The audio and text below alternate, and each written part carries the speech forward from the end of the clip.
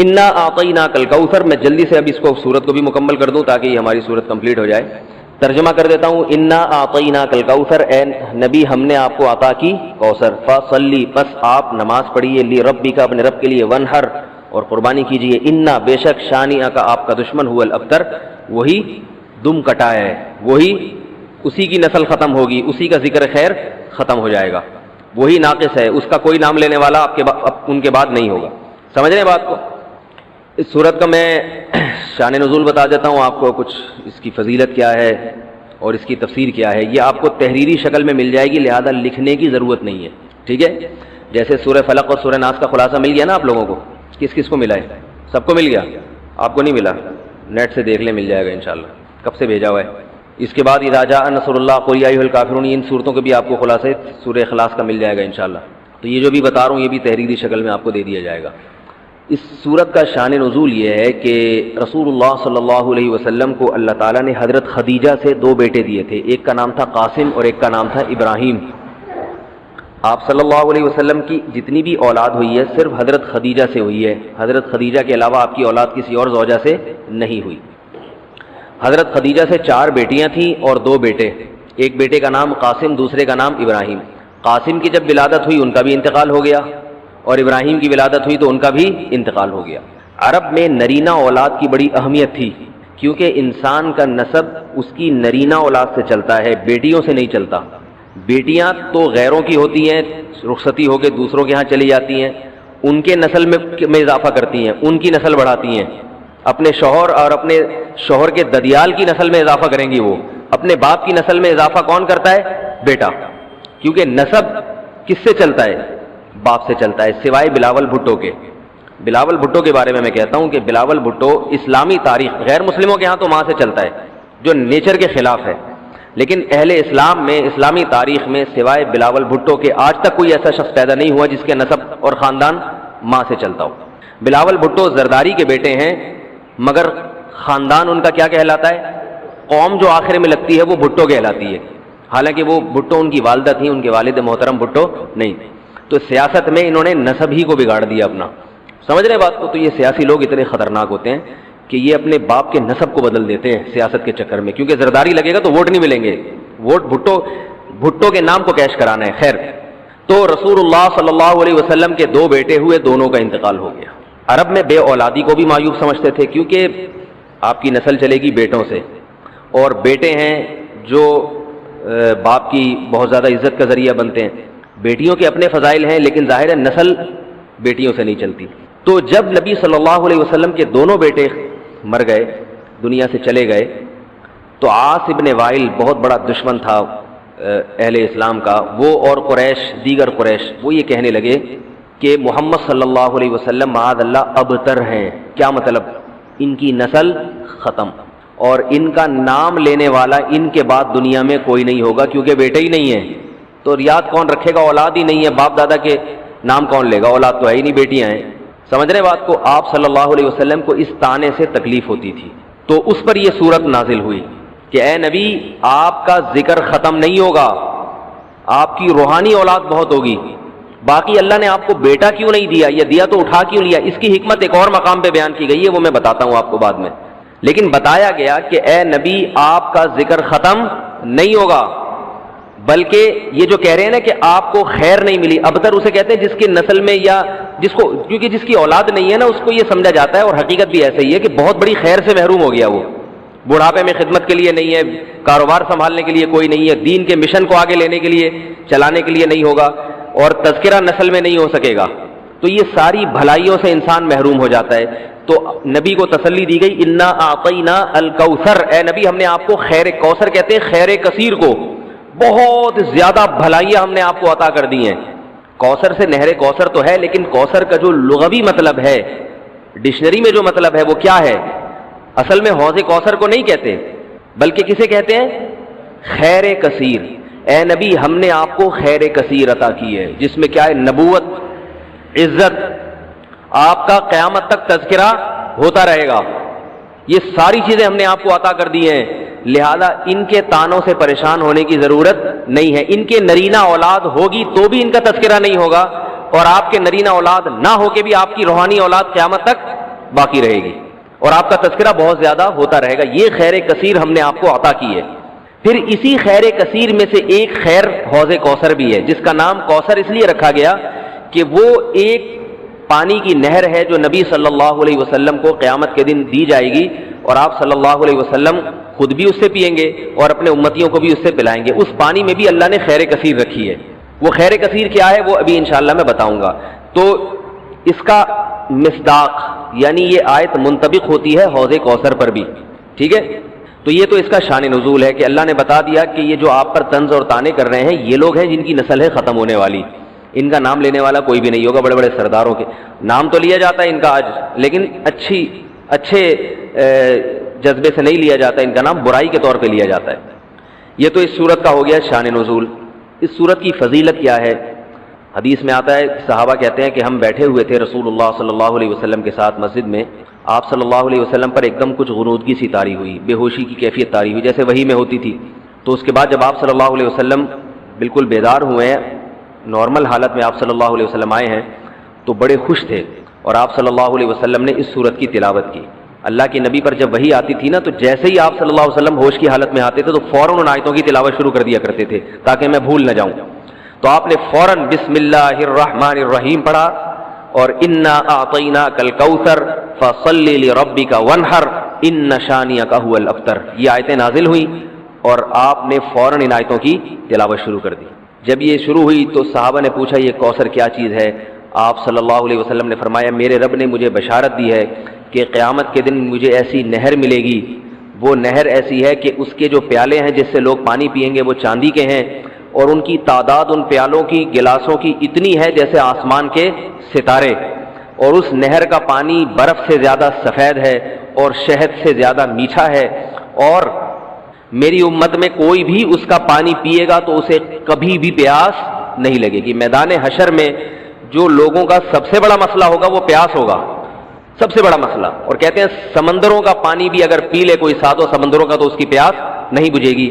تو میرے اللہ نے مجھے یہ نہر دی ہے، جو میرا امتی اس سے پی لے گا اسے کبھی بھی ہمیشہ کے لیے اس کی پیاس ختم ہو جائے گی. پھر آپ صلی اللہ علیہ وسلم نے فرمایا اسی موقع پر اسی حدیث میں کہ کچھ میرے امتی آئیں گے حوض کوثر سے پانی پینے کے لیے، فرشتے انہیں وہاں سے ہٹائیں گے، دھتکاریں گے. میں کہوں گا کہ یہ میرے امتی ہیں تو فرشتے کہیں گے کہ آپ کو علم نہیں ہے ما احدثوا بعدک، کہ انہوں نے آپ کے بعد بدعتیں ایجاد کر لی تھیں. ہیں تو آپ کے امتی مگر انہوں نے آپ کے دین میں تبدیلیاں کر لی تھی. جو دین آپ ان کو دے کر گئے تھے اس پر انہوں نے قناعت نہیں کی، اپنی طرف سے اس میں اضافے کیے، ایڈیشن کہتے ہیں نا، بہت ساری چیزیں بڑھا لی انہوں نے. تو اس میں وعید بھی آپ صلی اللہ علیہ وسلم نے بتا دی کہ حوض کوثر سے بدعتی کو پانی پینے کی توفیق نہیں ملے گی.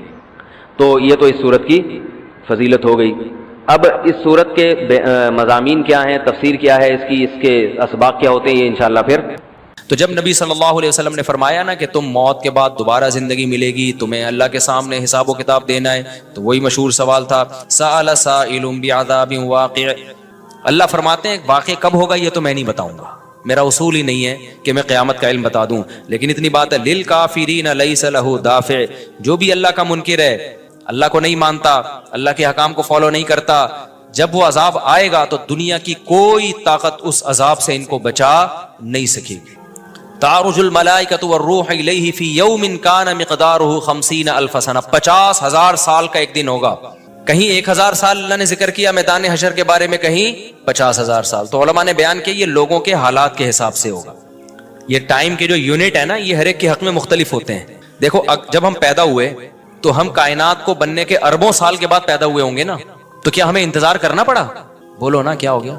اگر ہمیں اللہ انتظار کرواتا ابھی تم عالم ارواح میں ہو 1 ارب سال کے بعد تمہارا نمبر آئے گا تو میں تو بوریت سے مر چکا ہوتا. کیا خیال ہے بھائی؟ جہاں فلائٹ 1 گھنٹہ لیٹ ہو جائے انتظار میں آدمی ٹینشن میں چلا جاتا ہے. لیکن ہم تو جب آئے تو ہمیں تو لگا کہ کائنات کی ابتدا آج سے ہو رہی ہے جب ہم نے ہوش سنبھالا، کیونکہ ہمارے وہ یونٹ جو تھے نا، جو وقت کی اکائیاں ہیں، وہ ہمارے حق میں اسٹارٹ ہی نہیں ہوئی تھی. تو اسی طرح مرنے کے بعد جو مردے کے لیے جو ٹائم کے یونٹ ہے نا وہ چینج ہوتے ہیں. ورنہ جو مردہ بیچارہ 20,000 سال پہلے دفن ہوا ہے وہ تو قبر میں کوئی عذاب نہ بھی ہو رہا، وہ تو پڑے پڑے ہی بور ہو گیا ہوگا کہ اللہ قیامت لے آ، میں تو ٹینشن میں آ گیا ہوں، 20,000 سال ہو گئے مجھے. تو اس کو تو ایسا نہیں لگے گا کہ 20,000 سال ہو گئے. وہ جب دوبارہ اس کو اللہ تعالیٰ اٹھائیں گے تو نیک لوگوں کو تو لگے گا ابھی ہم سوئے تھے اور ابھی ہمیں کسی نے آ کے اٹھا دیا. جیسے گہری نیند میں جب انسان سوتا ہے کئی گھنٹے بعض دفعہ سوتا ہے, کوئی آ کے اٹھائے تو اس کو لگے گا یار ابھی تو میں سویا تھا, ابھی آپ نے اٹھا دیا ہمیں. تو سوتے ہوئے آدمی کے ٹائم کے یونٹ الگ ہوتے ہیں, مرنے کے بعد کے ٹائم کے یونٹ الگ ہوتے ہیں, عالم ارواح کے الگ تھے. اور بعض تو یہ بھی میں نے سنا ہے کہ دوسرے سیارے پہ آپ چلے جائیں نا زمین کے علاوہ تو وہاں بھی ٹائم کے یونٹ چینج ہو جائیں گے. تو اسی طرح آخرت کے ٹائم کے یونٹ بالکل الگ ہے. ایک دن 50,000 سال کی, دنیا کا جو 50,000 سال ہے نا وہ وہاں کا ایک دن ہوگا. کسی کے حق میں 1,000 سال, کسی کے حق میں 50,000 سال. یہ وہ ہے جب حساب و کتاب جس میں ہوگا. تو اللہ نافرمانوں کو عذاب سے پہلے نا حساب و کتاب کا عذاب دیں گے. اللہ ہم سب کو اس عذاب سے محفوظ رکھے, جس کو قرآن نے ایک جگہ بیان کیا, یجعل الولدان شیبا, وہ ایسا دن جو بچوں کو بوڑھا کر دے. ایسا دن یفر المرء من اخیہ, انسان اپنے بھائی سے دور بھاگے. اس لیے بڑے بڑے اللہ والے وہ جہنم سے زیادہ پناہ مانگا کرتے تھے میدان حشر کی سختیوں سے. جہنم تو اس سے زیادہ سخت ہے, لیکن میدان حشر کوئی کم چیز نہیں ہے, وہ کوئی کم عذاب نہیں ہے. تو اللہ فرماتے ہیں کہ 50,000 سال کے برابر ایک دن ہوگا. فاصبر صبرا جمیلا انہم یرونہ بعیدا. جب مشرک بار بار کہتے بھائی چھوڑو ابھی لے آؤ نا ابھی لے آؤ, تو نبی صلی اللہ علیہ وسلم کو پریشانی ہوتی کہ بھئی اللہ وقت بتاتا کیوں نہیں ہے, بتا دے تاکہ میری جان چھوڑیں یہ لوگ. تو اللہ نے پیغمبر صلی اللہ علیہ وسلم کو تسلی دی, فاصبر صبرا جمیلا, اے نبی آپ صبر جمیل کریں. صبر جمیل وہ صبر ہے جس میں ذرا بھی شکایت نہ ہو. انہم یرونہ بعیدا, اے نبی یہ لوگ سمجھتے ہیں اس کے آنے میں بہت ٹائم ہے, لاکھوں کروڑوں سال ہیں. ونراہ قریبا, جبکہ ہم دیکھ رہے ہیں بس آنے والی ہے. کیوں؟ جب آپ مر گئے نا, ابھی دیکھو ہو سکتا ہے 1,000 سال باقی ہوں قیامت آنے میں, ہو سکتا ہے 20,000 سال باقی ہوں, لیکن ہمارے مرنے کے بعد ہمیں نہیں لگے گا 20,000 سال. ہمیں تو ایسا لگے گا ابھی ہم مرے تھے اور اتنی جلدی اللہ نے قیامت قائم کر لی. تو ہمیں تو اپنی موت کے حساب سے چلنا ہے بھائی. ہمیں کیا پتا کہ ہمیں کیا کرنا ہے اس سے کہ 50,000 سال بعد قیامت آئے یا 1 کروڑ سال بعد آئے. جب ہم مر گئے تو ہماری قیامت واقع ہو گئی ہے, ٹائم کے یونٹ ہمارے حق میں چینج ہو جائیں گے. تو اس لیے اللہ کہتے ہیں انہم یرونہ بعیدا, اے نبی یہ سمجھتے ہیں بہت بعد میں آئے گی قیامت. ونراہ قریبا, ہم تو دیکھ رہے ہیں کب ہے, بالکل قریب ہے, زیادہ ٹائم نہیں ہے. یوم تکون السماء کالمہل, اللہ فرماتے ہیں جس دن آسمان تیل کی تلچھٹ کی طرح ہو جائے گا, ایسے پگھل جائے گا آسمان. اتنی بڑی تباہی آنے والی ہے اس کائنات پہ جس پہ ہم فخر کر رہے ہیں, اس یہاں کے شاپنگ سینٹروں پہ فخر کر رہے ہیں. میں بھی ایک پروگرام میں گیا نا اسلام آباد میں, بڑا زبردست پروگرام تھا, بڑے بڑے تاجر آئے ہوئے تھے, تھوڑا سا موٹیویٹ کرنا تھا لوگوں کو تاکہ پیسہ کمائیں. تو یہ تو اچھی بات ہے, اسلام تو آپ کو بزنس کا پیسہ کمانے کا حکم دیتا ہے تاکہ ہم بھکاری پن سے نکلیں. بھکاری پن کو تو پسند نہیں کیا گیا نا, ایک شخص بھیک مانگتا ہے نبی نے اس کو پسند نہیں کیا, تو پوری قوم پورا کنٹری بھکاری بن کے IMF کے سامنے کشکول لے کے کھڑا ہوا ہو, تو ہمارے نبی اس کو پسند کریں گے کہ کوئی مسلمان قوم ہو اور قومی سطح پہ بھکاری بن چکی ہو. تو یہ علماء کی ذمہ داری ہے لوگوں کو پیسہ کمانے کی ترغیب دیں, بزنس کی طرف لے کر آئیں, یہ مذہبی ذمہ داری ہے. تو میرا اس میں کوئی کمیشن نہیں تھا, میں گیا میں نے تقریر کی, لیکن ایک چیز کا مجھے اندازہ ہوا کہ یار ایک چیز یہاں پیدا ہو رہی ہے, پیسہ کمانے کے ساتھ پیسے کی محبت بھی آ رہی ہے. تو مجھے خیال ہوا میں اپنی اسپیچ میں ایک بات کہوں کہ آپ یہاں ہیں, سارے ارب پتی کروڑ پتی تاجر ہیں, سب اپنے اپنے تجربے شیئر کر رہے ہیں کہ میں یہ کرتا تھا, آج میں نے اتنے روپے کما لیے, میں یہ کرتا, تاکہ لوگوں کو موٹیویشن ملے. اچھی بات ہے, بہت اچھا پروگرام تھا. تو مجھے خیال ہوا کہ ایک بات میں کہوں کہ ضرور, لیکن ایک چکر نہ ہفتے میں ایک دفعہ قبرستان کا ضرور لگایا کرو تاکہ نیتیں ٹھیک ہو جائیں پیسہ کمانے سے. ایسا نہ ہو یہ پیسہ قارون بنا دے آپ کو. ایک دفعہ ایسا کیا کرو, جیسے یہ پروگرام ہو رہا ہے بڑا زبردست, لوگ آ رہے ہیں, ایوارڈ مل رہے ہیں, اور تو یہاں سے نکل کے, لیکن میں نے کہا نہیں, میں نے کہا یہ ان کے مینٹل لیول سے نا اوپر کی چیز, ہر چیز ہر جگہ کہنے کی نہیں ہوتی. یہ کہیں گے مفتی صاحب رنگ میں بھنگ ڈال کے چلے گئے. اچھا بلا ہم دیکھ رہے تھے اتنے کروڑ پتی لوگوں کو سن کے, ہمیں بھی خواب آ رہے تھے کل ہمارے پاس لینڈ کروزر ہوگی, 4 شادیاں ہوں گی, اب پیسہ ہوگا زبردست, یہاں جائیں گے وہاں جائیں گے. یہ مولوی نے آ کے یہاں بھی کیا کر دیا, قبرستان کی باتیں شروع کر دی. تو وہ مناسب نہیں تھا, لیکن دل چاہ رہا تھا کہ میں ان سے کہوں اگلا پروگرام وہ بول دوں گا کہ بہت زبردست پیسہ کمائیں, ایک دفعہ جا کے قبر میں جو آپ سے پہلا کما کے چلے گئے نا پہلے کما کے. یہ یوٹیوبرز تو یہاں آ رہے ہیں اپنا ایکسپیرینس شیئر کر رہے ہیں, میں ایسا کانٹینٹ بناتا ہوں اور میں ایسے محنت کرتا ہوں. اچھی بات ہے, مجھے بڑی خوشی ہو رہی تھی, تھوڑی سی امیدیں ہوئی کہ شاید پاکستان اب شاید اچھی سمت میں جانا شروع ہو جائے. تو مجھے ان پہ وہ کوئی نہیں, وہ تو بہت اچھا کر رہے تھے, بلکہ یہ تو ایک ظرف کے بڑے ہونے کی بات ہے کہ آپ بتائیں کہ میں نے پیسہ ایسا کمایا, ورنہ لوگ بتاتے کہاں ہیں. مجھے ان یوٹیوبرز میں خوشی ہو رہی تھی, وہ بتا رہے تھے ہم نے یہ کانٹینٹ بنایا, ہم نے ایسے چینل بنایا, اتنے پیسے کمائے. تو اچھی بات ہے, شیئر کرو یار تاکہ لوگوں کی غربت ختم ہو, وہ بھی کریں یہ کام. لیکن ساتھ ساتھ ایک بات, یہ پیسہ آپ کو سلیمان علیہ السلام جیسا بھی بنا سکتا ہے اور قارون اور فرعون جیسا, ابو بکر عثمان جیسا بھی بنا سکتا ہے اور ابو جہل جیسا بھی بنا سکتا ہے. کیا خیال ہے؟ یہ سارے پیسے والے لوگ تھے نا. تو آپ پیسہ کما کے سلیمان علیہ السلام جیسے شکر گزار بن جاؤ, عثمان ابن عفان جیسے غنی بن جاؤ, عبد الرحمن بن عوف جیسے بن جاؤ. اس کے لیے ضروری ہے کہ ہفتے میں ایک دفعہ قبرستان کا وزٹ اپنے خرچے پہ کر لیا کریں, اور ایسے ہی نہیں گزرتے ہوئے, وہاں جا کے کھڑے ہو کے قبروں پہ دیکھا کریں کہ میں جتنا بھی بڑا بن جاؤں, میرے یوٹیوب پہ چینل پہ 10 ملین بھی سبسکرائبر آ جائیں, لیٹنا میں نے کہا ہے تھوڑے دنوں میں جا کے بھائی اس قبر کے اندر. لہذا اس پیسے سے میں اس قبر کی تیاری کر لوں تو فائدہ ہے, اور اگر یہ لینڈ کروزر ہی میرا مقصد ہے اور میرا مقصد عیاشی ہی ہے اور شو مارنا ہی ہے, بھائی پھر یہ تو قارون نے آپ سے زیادہ کما لیا, ان خزانوں کے ساتھ ہی زمین میں دھسا ہے وہ. سمجھتے ہو کہ نہیں سمجھتے ہو؟ تو تھوڑا سا کبھی کبھار جب بڑے بڑے پروگراموں میں جایا کرو تو تھوڑا سا قبرستان میں, ہمیں تو اللہ نے سہولت دی ہے, بہت خطرناک قبرستان ہے یہ جو ہے نا, کیونکہ گورنمنٹ نے لائٹیں کہیں بھی نہیں لگائیں, تو یہاں تو 2-4 لائٹیں تھی, چرسیوں نے چوری کر لی. اب اندھیرا ہوتا ہے اس میں, اس سے بڑا فائدہ ہوتا ہے. اور جن بھوت بھی لوگوں کو نظر ہوتے نہیں ہیں جن یہاں پر, لیکن لوگوں کو نظر آ رہے ہوتے ہیں, ڈرے ہوئے جا رہے ہوتے ہیں نا. سرکٹا ایک دن نظر آیا کسی کو, بعد میں پتا چلا وہ کمبخت, وہ نہیں سویٹر نا یہاں تک اس نے کیا ہوا تھا, سر ہی نہیں تھا اس کو, سویٹر یوں کر کے نا قبرستان پہ بیٹھا رہتا تھا, لوگ بھاگ جاتے تھے بس سرکٹا آیا ہوا یہاں پہ, ٹھیک ہے نا.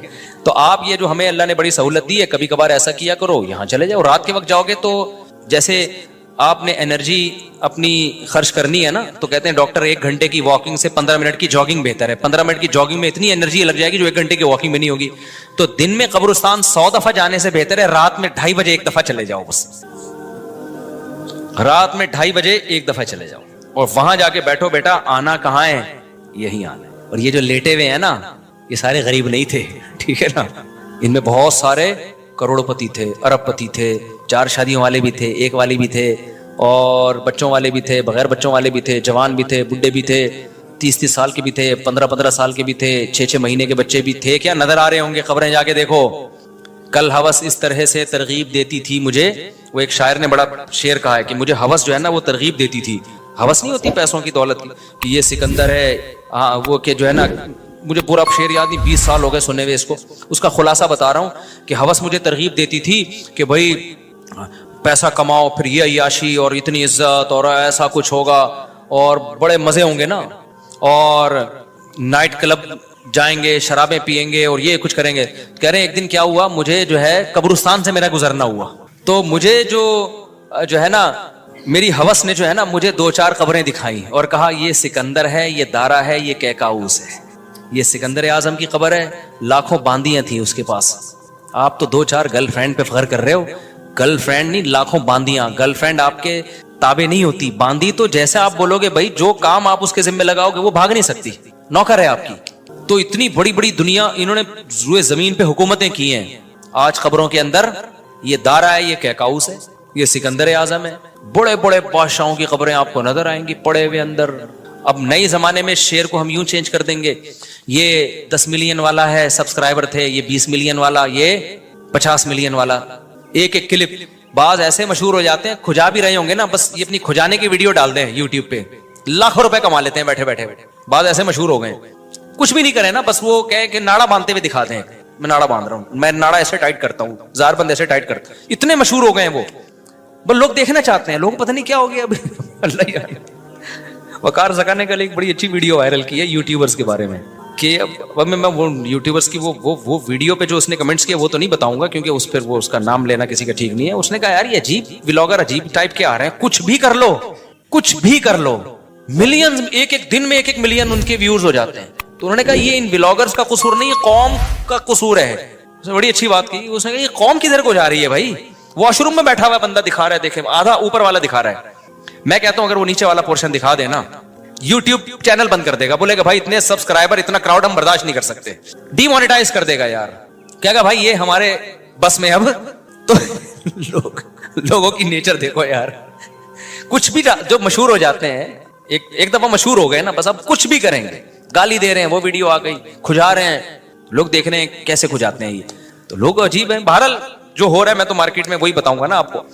تو اب جو سوشل میڈیا سے وابستہ لوگ ہیں, جن کے ٹک ٹاک پہ چینل, یوٹیوب پہ چینل, ان کے یہاں کامیابی کیا ہے, 4 मिलियन हो गए, 10 मिलियन हो गए, 50 मिलियन हो गए, तू एक वीडियो इतनी मेहनत से बनाता है, 4 आदमी तुझे मिलते नहीं है और मैं खुजाता भी हूं ना सर को तो इतने व्यूज आ जाते हैं। तो कल ये शेयर चेंज होगा, ये सिकंदर है, ये दारा कब्रों में ना, तो कहेंगे ये 10 मिलियन वाला है, ये 20 मिलियन वाला, ये नाड़ा बांधते हुए एक दफा वीडियो डाली थी इसने और 20 मिलियन ऐसे हो गए थे। तो ये सब आएगा मार्केट में। तो इसलिए मेरा दिल चाहता है कि मैं इन लोगों से, मेरा उस प्रोग्राम में दिल चाह रहा था एक दफा बोलूं कि आप तमाम हजरात से गुजारिश है, बहुत अच्छा प्रोग्राम है और अल्लाह करे और पैसा आए और ये लोग अपने तजर्बों को शेयर करें, लेकिन काइंडली थोड़ा सा कब्रिस्तान भी, हमारे नबी ने पैसा कमाने की तरगीब दी है, साथ साथ कब्रिस्तान जाने की भी तरगीब दी है। सही बुखारी की हदीस है, कुन्तु नहयतुकुम अन ज़ियारतिल क़ुबूरी फ़ज़ूरूहा फ़इन्नहा तुज़क्किरुल आखिरा। नबी ने फरमाया मैंने तुम्हें कब्रिस्तान जाने से मना किया था क्योंकि बिदअतें हो रही थी, शिर्क फैल रहा था, लेकिन अब तौहीद कायम हो गई है, शिर्क का खतरा खत्म हो गया। फरमाया फ़ज़ूरूहा, कब्रिस्तान जाया करो क्योंकि इससे आखिरत याद रहती है। इंसान अपनी औकात में रहता है, अपनी औकात से बाहर निकलने की कोशिश नहीं करता। तो अल्लाह मियाँ भी फरमा रहे हैं तुम उसको बहुत दूर समझ रहे हो, हम समझ रहे हैं बहुत करीब है, और ये जितनी रंगीनियां इस कायनात की नजर आ रही है ना, ये सब टूट फूट के मिट्टी होने वाली है, बराबर होने वाली है। तो यौम तकूनुस समाउ कल मुहल व तकूनुल जिबालु कल अहन, इतने बड़े बड़े पहाड़ अल्लाह कहते हैं रुई की गालों की तरह उड़ेंगे। आप सब्सक्राइबर को लेके बैठे हुए हो, ये बड़े बड़े पहाड़ जो हिल नहीं सकते ना, ये रुई की गालों की तरह उड़ रहे होंगे। वो तकूनुल जिबालु कल अहन वला यसअलु हमीमुन हमीमा, जिगरी दोस्त भी किसी दोस्त को नहीं पूछेगा। तो अगले हफ्ते इंशाअल्लाह यहां से मैं आगे से शुरू करूंगा ताकि ये सूरत हमारी खत्म भी हो। अल्लाह ताला हमें मौत से पहले पहले ना तैयारी की तौफीक अता फरमा दे। दुनिया कमाओ जरूर भाई, इतना फ्री ना कराओ जितना हम दुनिया को फ्री करा रहे हैं, इतना कराओ जितना यहां पर रहना है। अल्लाह ताला समझने की, अमल की तौफीक अता फरमाए।